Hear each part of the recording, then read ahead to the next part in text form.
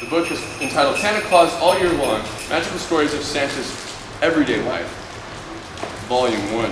Chapter 12, Santa Plugs the Waterslide. For a long time it was hard for Santa and Mrs. Claus to leave the North Pole because whenever they tried to get away and go on vacation, the people would recognize Santa and ruin the vacation by crowding around him and telling him what they wanted for Christmas. Now things are different.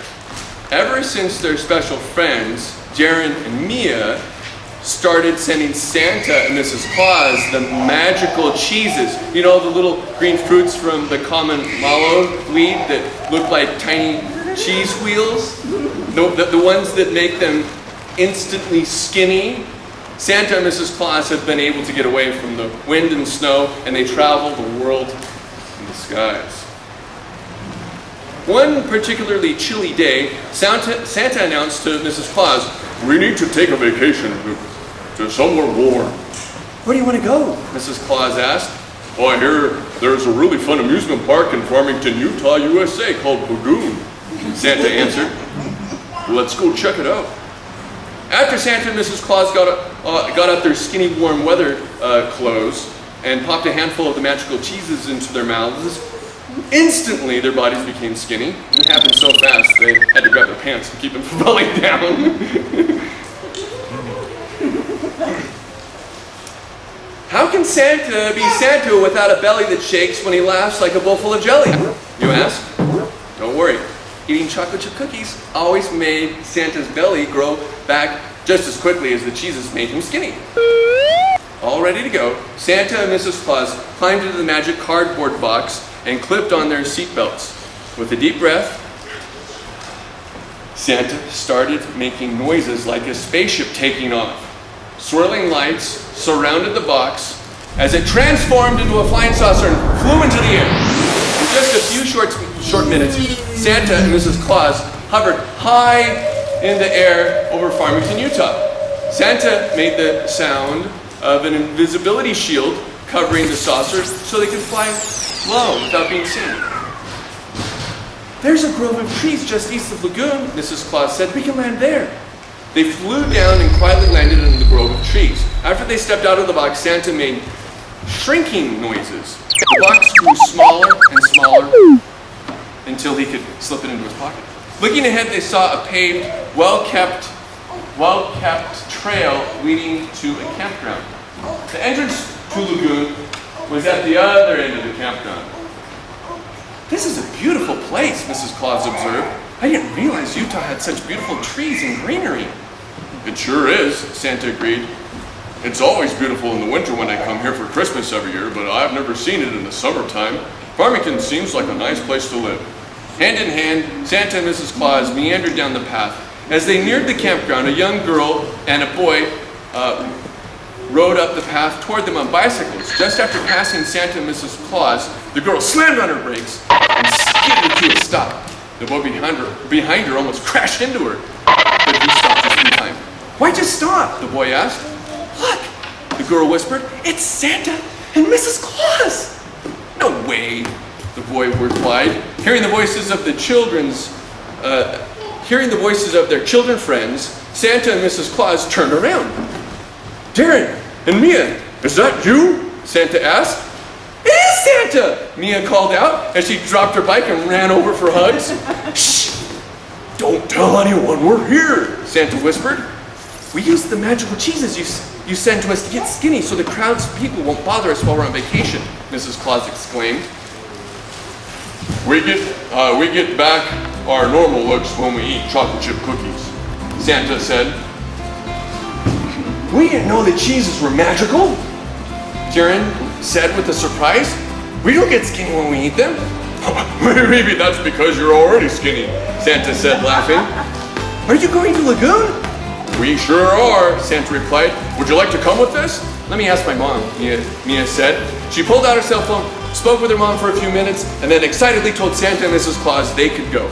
Lagoon turned out to be a really fun amusement park. Santa won Mrs. Claus a bright green stuffed dragon when he threw a ball into a blue cup in the blue toss game. Mrs. Claus screamed with delight while riding the rickety roller coaster. Here, I'll show you a picture. There they are. Rickety roller coaster. He screamed with delight. We're riding the rickety roller coaster. Darren and Mia loved eating the sweet cotton candy Santa brought them. Whew, summertime sure can be hot here, Santa said, wiping his forehead. Oh, that's no problem, Mia said. We can cool off at Laguna Beach. Leading Santa and Mrs. Claus by the hand, the children skipped over to the water slide area. After changing into their swimming suits, Mia pointed at winding water slide and said, "That's my favorite. Let's go on that slide first." "It's been years since I've been down a water slide," Santa said excitedly. Together they climbed the steps and got in line to wait their turn. In front of them, a little girl, probably only 7 years old, was holding a brown paper lunch bag and munching on something. She kept looking at Santa and winking. When the little girl reached the front of the line, the lifeguard blew his whistle and hollered, "No food allowed on the water slide!" As if she had planned it all along, the little girl turned around and handed Santa the paper bag. "I know you'll like these," she said. "My mom makes them extra special, just like you." Then, without another word, she jumped in the water slide and slid away. Santa didn't know what to do with the bag. "You three slide first while I find a place for this," he told Mrs. Claus and the children. As they took their turn, Santa sauntered over to the nearby garbage can. A sign over the can said, "No food in garbage can, it attracts wasps." "Well, at least I can throw the bag away," Santa thought. "I wonder what's in this bag anyway." Mister, it's your turn on the water slide. Please hurry, others are waiting," the lifeguard called out. Quickly, Santa reached into the bag, pulled out a chocolate chip cookie. He threw the bag in the garbage can and ran back to the water slide entrance. "Sorry, sir, no food allowed on the water slide," the lifeguard reminded him. Without thinking, Santa shoved the cookie in his mouth and jumped into the cool stream of water flowing down the slide. As he slid down, Santa suddenly felt himself becoming bigger and bigger. In just a second, his body returned to its normal plump, round figure. "Oh no!" Santa cried out. "I forgot what chocolate chip cookies do to me." But Santa's body didn't stop growing. Something in the special cookie made him twice as plump as normal. At the last turn, Santa grew so big, he stopped moving and plugged the slide like a big, round cork. Santa tried to push so he could stand up, but the weight of all the water pushing down on him was too heavy. Pretty soon, the water below Santa stopped running into the landing pool of the water, and the water above Santa started spilling over the sides. "Help!" cried Santa. Santa cried out. At the top and bottom of the water slides, the lifeguards were frantically trying to figure out what happened. "I saw a skinny man going to the slide at the top," one lifeguard said on the radio, but no one came out of the bottom. The water just stopped, the other lifeguard yelled back. Standing next to the lifeguard at the bottom of the slide, Mrs. Claus and the children were worried. Thinking quickly, Darren ran over to the little girl and asked, "What was in the paper bag you gave that man?" "He wasn't just a man," the little girl said, laughing. "I gave Santa Claus's favorite treat.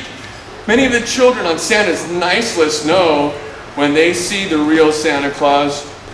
"Oh no, not a chocolate chip cookie," Mrs. Claus cried out. "Quick, over here," Mia said, and she ran over to the fence where some weeds were poking through the cracks. "Jesus!" Darren cried out. As quick as a flash, Darren and Mia picked a small handful of the little green fruits and then rushed up the stairs to the start of the water slide. The lifeguards were so busy talking on the radios, they didn't even notice Darren jumped in the slide. Darren slid down as far as he could when he came to the part where the water was backed up from Santa plugging the slide. Darren had to stand up and wade through the deep water down to where poor Santa was fighting to keep his head above water and was almost out of breath.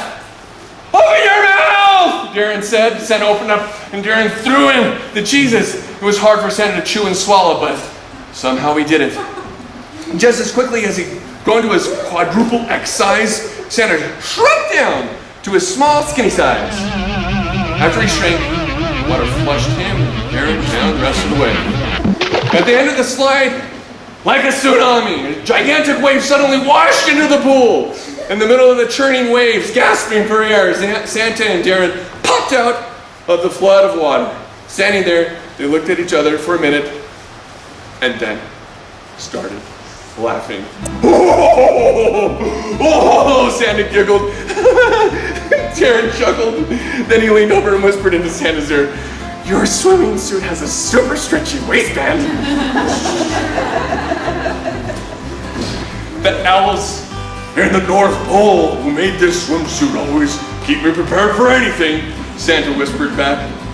Wading into the water, the lifeguard took them by the hands, helped them out of the pool, and led them over to some beach chairs to rest. After everything settled back down to normal, the lifeguard said to Santa, "Mister, you laugh just like Santa Claus. You even have a beard that looks like Santa. If you weren't so skinny, I'd swear you were Santa Claus." "Why, thank you, son," Santa replied, winking at Mrs. Claus. "If I was Santa, I'd put you, Darren, and Mia on my nice list." The end.